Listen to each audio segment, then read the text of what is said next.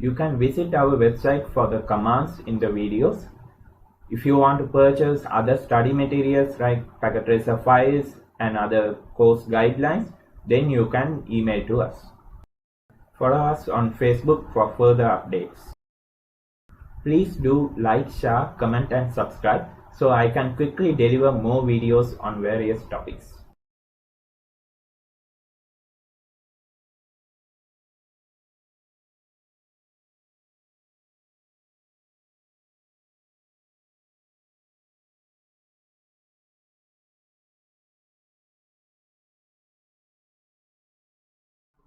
So far we have used regarding the static routing features and default route features. Now let's have a look into the dynamic routing. Okay, before learning about dynamic routing, you need to know something regarding the dynamic routing features. Some parameters you need to know before you begin learning the dynamic routing. Okay, so one of that is when you have a router. So far when we did the static routing, you might have already learned regarding the known networks and unknown networks. So again, I'll simply explain what it is. Let's say this router 1 and the other one is router 2. Okay. Here in this router 1, you can see fast Ethernet 00 and 01 and serial 00 interfaces are there, all three. So for all three of these interfaces, we would be assigning IP addresses. Okay. So that particular IP networks are considered as a known network for this router 1. Okay, but the fast Ethernet 00 and 01's networks are unknown or remote interfaces, remote networks for the other router R2. Okay, so which means, for example, let's say for fast Ethernet 00, I am assigning 192.168.10.1. and fast Ethernet 01, I am assigning 192.168.20.1, and serial 00 I am assigning 192.168.30.1, and the other side of serial 01 I am assigning 192.168.30.2. Okay, because the serial 00 and 01 link must be in the same subnet. Okay, otherwise they can't communicate with one another. Okay, and fast Ethernet 00 and 01 are in 10.0 and 20.0 network now. So the 10.0 network, 20.0 network and 30.0 network. All three networks are known networks for the router R1. But 10.0 network and 20.0 network are unknown networks for the router R2. Okay, because router R2 doesn't know about the 10.0 network and 20.0 network. Okay, so we will consider the unknown network as the remote network also. Okay, so next, the second point is when you configure a static routing, what you generally do is in each and every router you are going to tell what are the unknown networks. Okay, you are not going to tell about the known networks because it already knows its directly connected networks. You don't need to specifically tell how to reach the directly connected network, but it doesn't know how to reach the other network. So that for that remote networks, you need to manually tell via the static route how to reach those networks. Okay, in dynamic routing, the scenario is different. Okay, here you are not going to think about the unknown networks. You will just inform what are the known networks, what are the directly connected networks. For example, in this router R1, you will go to the privilege mode and you will type the show run command. So when you type show run command, you can see the F00 interface and F01 and serial 00 interfaces IP addresses, right? Or else you can use the show IP interface brief command. So whenever you do this, you can see the IP addresses of these interfaces. In that case, when while you know the IP addresses, you might already knew the network addresses, right? So simply you will do the show IP interface brief and you will find the network address and you are going to tell the router by using dynamic route commands regarding all those network addresses. You are not going to bother about unknown networks, and you don't need to calculate what are the unknown networks as we did in static route. We before start configuring, we started calculating what are the unknown networks from left side to right side or right side to left side, what is the next stop address for left to right and what is the next stop for right to left, everything we did. So in that static routing, as I told, the configuration wise, it is bit headache for the administrator. Okay, so in dynamic routing, it's not that way. It's very simple and easy to configure. The routing overhead in dynamic routing is only for the routers, because why? Here in dynamic routing, a protocol is going to work instead of us. Okay? Instead of the administrator, the routing protocol will automatically work and speak to one another. Let's say router R1 and R2 are there. So router R1 and R2 will communicate with one another. They will exchange their route table. Okay. So by exchanging the details, router R1 will tell, I know these networks, and router R2 will inform, I know these networks. So they both compare their route table and they will update, and by doing this, automatically they will figure out how to reach the unknown networks and they will update themselves. This is where the routing overhead comes in place. Okay. So here only the routers are communicating and they are working, right? So routing overhead is there in the dynamic routing. Okay. In static routing, actually the administrator is the one who calculated everything, and the router didn't do anything. It just refer the route table and it just forward the packet. That's all, right? So this is one of the point tested in the CCNA exam. So you just have to know about it. Okay, and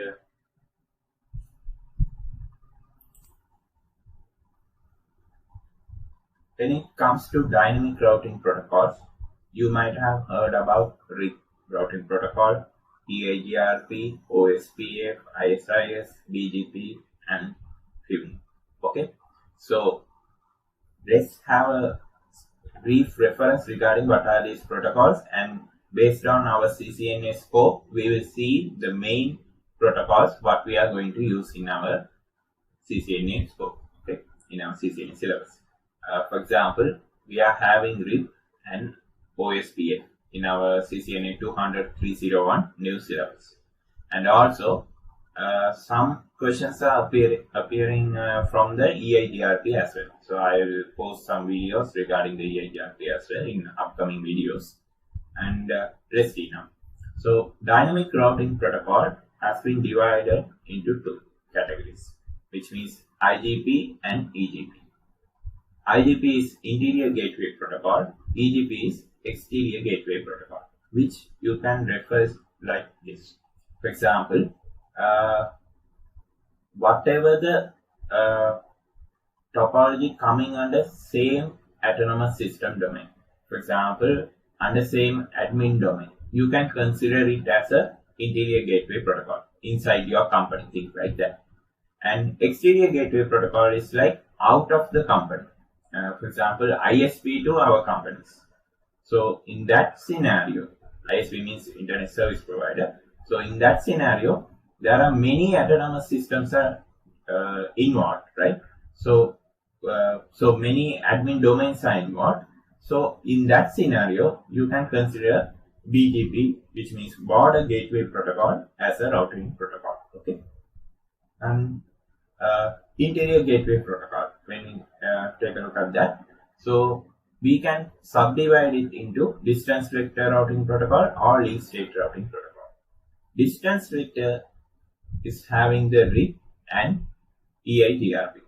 As we know, already we had RIP version 1 and IGRP, but nowadays we are using RIP version 2 and EIGRP. Okay, and also RIP is not much used nowadays.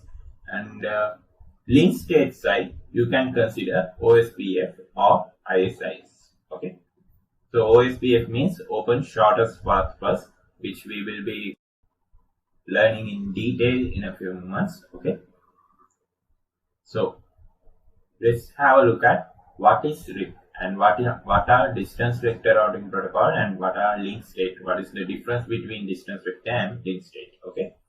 So in RIP, you can think like router A and router B here. Okay. In router A, you can choose the path on the 100 Mbps, 100 Mbps and 100 Mbps. Okay. On this way, or else via the other way, which is 10 Mbps and 10 Mbps. Okay. The top path and the bottom path. Okay. Consider like that. Okay.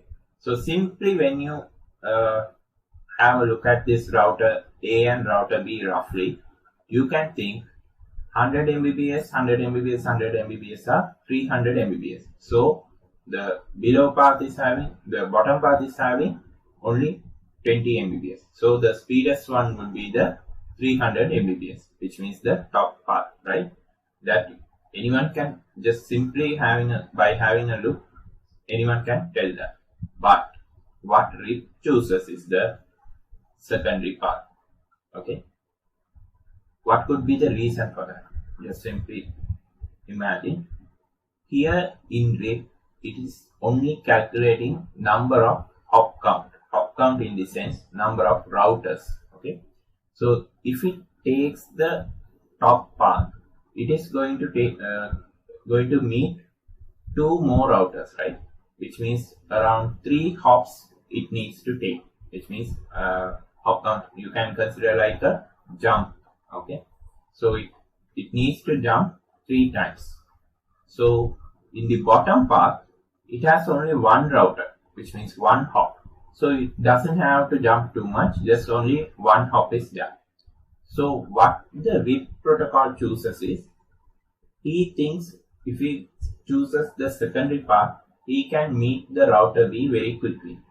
Just because of only 1 router is there, because it's calculating only the hop count. But which is not true, because the bottom secondary path is having only 10 Mbps speed. 10 Mbps and 10 Mbps, which is a very slowest path. So, but RIP doesn't understand that. It will choose this secondary path. So in this way, we have the disadvantage of using RIP, right?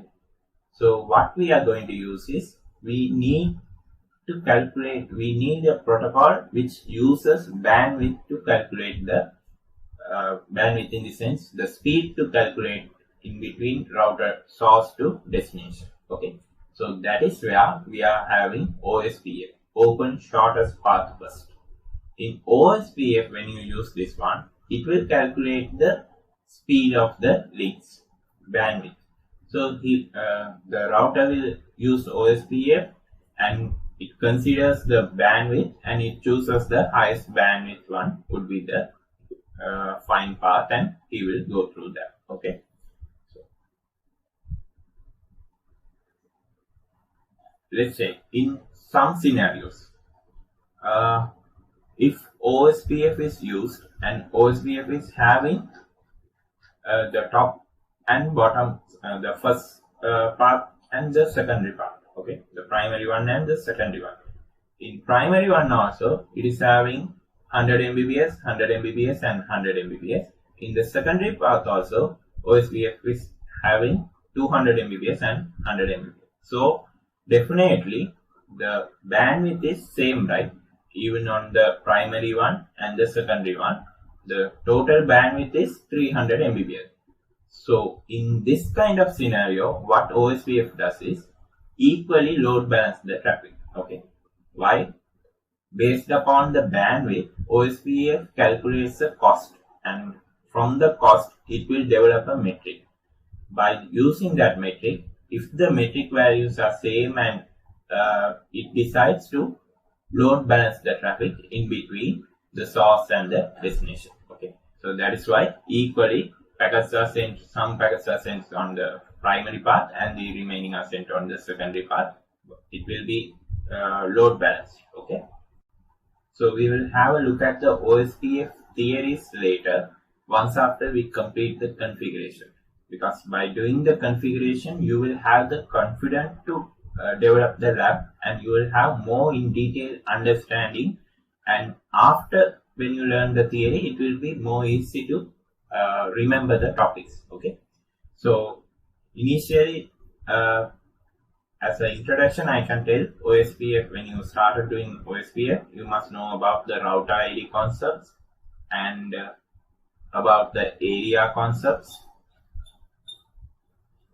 and DR, BDR, election, and how the OSPF works inside from router to router, how the protocol is working. So all those we will see in the upcoming videos. So initially, just as a beginner, we just start to develop the lab. Okay, so before starting to develop the lab, you need to know what are wildcard masks. Okay, and what are the commands to use, configure, what are the commands to configure the router OSPF. Okay, so we'll see. Initially, wildcard mask is the exact opposite of your subnet mask. Okay, so let's say if you have subnet mask like /24, your side is /24 in this sense. What is your subnet mask? It's going to be 255.255.255.0. Why? 3 times 8 are there. So 3 times 255 will be there. Okay, you can refer my IP addressing tutorials, so you can see how I get this subnet mask and all. Okay, so when you wanted to figure out the wildcard mask, you need to deduct the subnet mask from broadcast address, which is 255.255.255.255. So when you deduct this subnet mask from all 255s, you will get 0.0.0.255 as shown here. Okay. So in OSPF and in the next upcoming chapters, we will see like the access control list and all. We will use the wildcard mask instead of subnet mask. Okay, so that is one point. And let's say as another example, think you are having the 192.168.10.5. So you are going to specify that 10.0 network via OSPF, and which is having /28 as the subnet mask. Okay, so when you got /28 as the subnet mask or CIDR, you will write the subnet mask as 255 3 times. Okay, 255, 255, 255, and the fourth octet will be 240. Right, that you might be already knowing. So the next one, wildcard mask, will be you must deduct the 240 from the 255. So you will get 0.0.0.15. Okay, so that is one of the examples. You can consider it when developing the OSPF configurations. Okay, so next point, what is the command we use in when we wanted to configure the router OSPF? Okay, so just enter inside the router, go to config mode by doing the enable and config t commands. After that, in the config mode, type router OSPF 1. This router and OSPF is the command, and 1 is the process ID.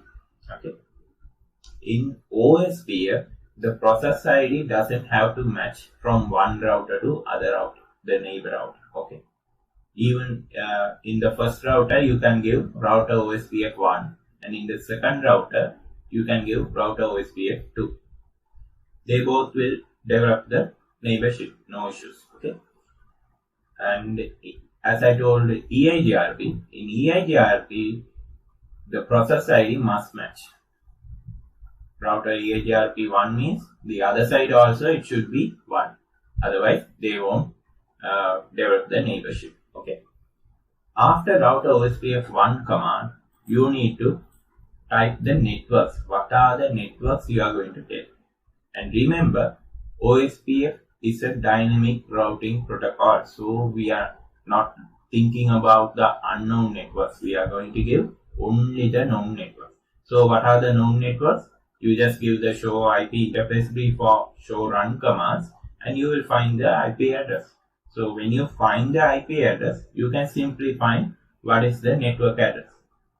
For example, interface F01 is having 192.168.10.1. So 10.1 means it is in 10.0 network, right? So you can simply calculate it. So we need to specify only that 10. network. And if it has another interface, that network also you need to specify. Okay. So whatever the router is having, you are going to specify that network only. You don't need to consider about the other networks on the other routers. Okay.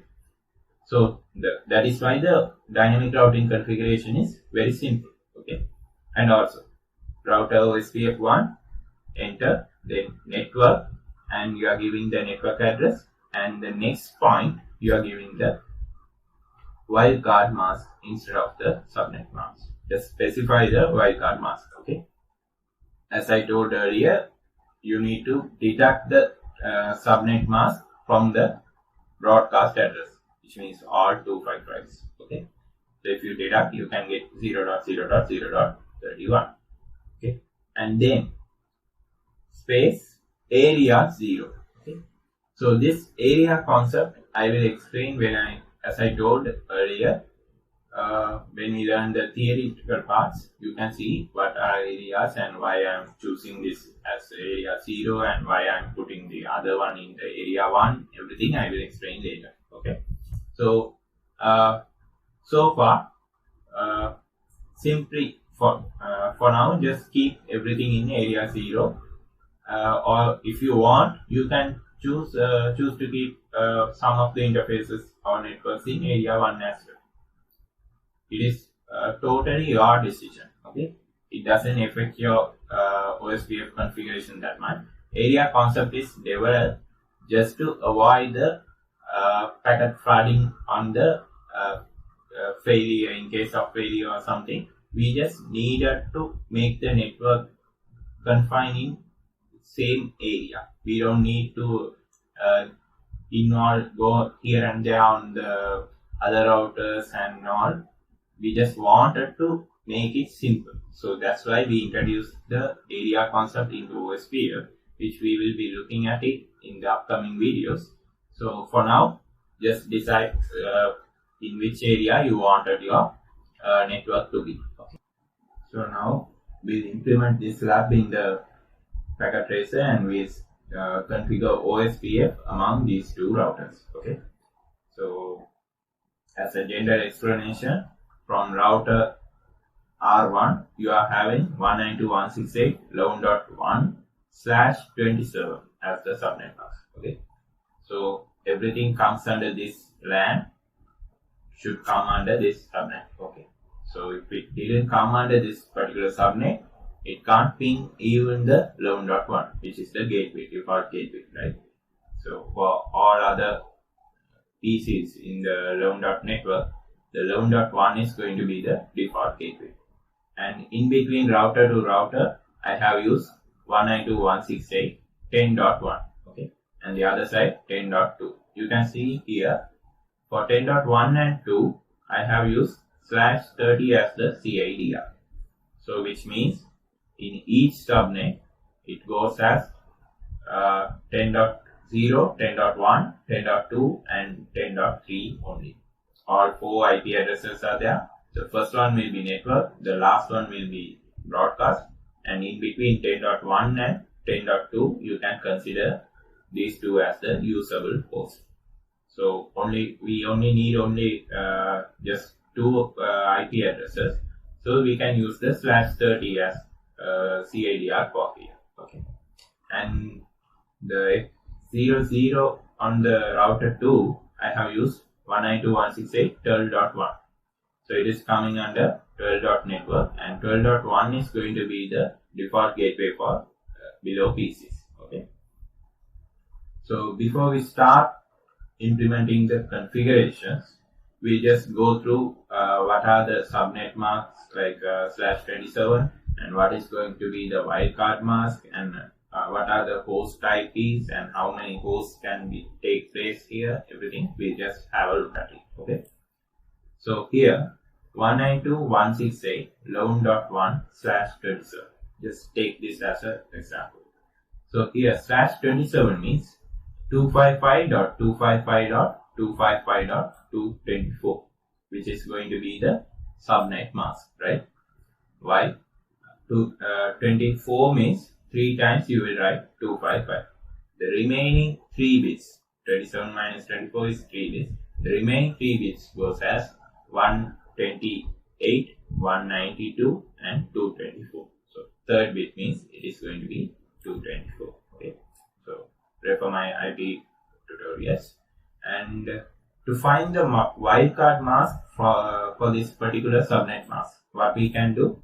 We can simply deduct the subnet mask from the broadcast address, right? So if you deduct 224 from the 255, you will get 31. So what is your wildcard mask? It's going to be 0.0.0.31, right? Next, in addition, you can think, right? If you have /27 means the network portion is having 27 bits. So how many bits are given for the host portion? You can find it by 32 minus 27, which gives you 5. So 2 to the power 5 is 32. So 32 IPs are going to take place in your each subnet. For example, when you start writing 192.168.11.0 to 11.31 will be coming under your first subnet, and 11.32 to 11.63 will be coming for the second subnet, and 11.64 to 11.95 you can use it in the third subnet, right? And this is how it goes, and we'll just start building the lab in the packet tracer and we can figure it out. Okay. So as I explained here, the first subnet is coming only 0 to 31, right? So if you give any IP address above the 31, or and also 31 is the broadcast address. So if you give anything like that above, which means which comes in the second subnet, so you can't ping even the 11.1. Why? It is coming under the first subnet. Okay. So we just check. So here I have built all the labs earlier. Again, I will show you how to build it. And now, for now, just check the output only. So here in this 11.1 network, I have given for PC1, for the laptop, I have given 11.29. And for the other PC, I have given 11.32. We'll see which one can ping the 11.1. Okay. From 11.25, go inside the laptop. You can check the IP addresses, 11.29 and subnet mask, and default gateway has been given.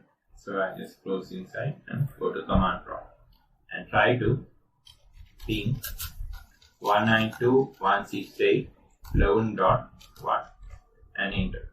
You can see the packet outputs are coming, which means the packets are pinging. Okay. In the 11.32, if you assign 11.32 for the IP, which means you are assigning a second subnet for this PC. Okay. So if you assign the IP in second subnet, you can check when you try to ping the gateway, even if it is 11. You can't ping. Okay. So 11.1, still you can't ping. You will get request timeout.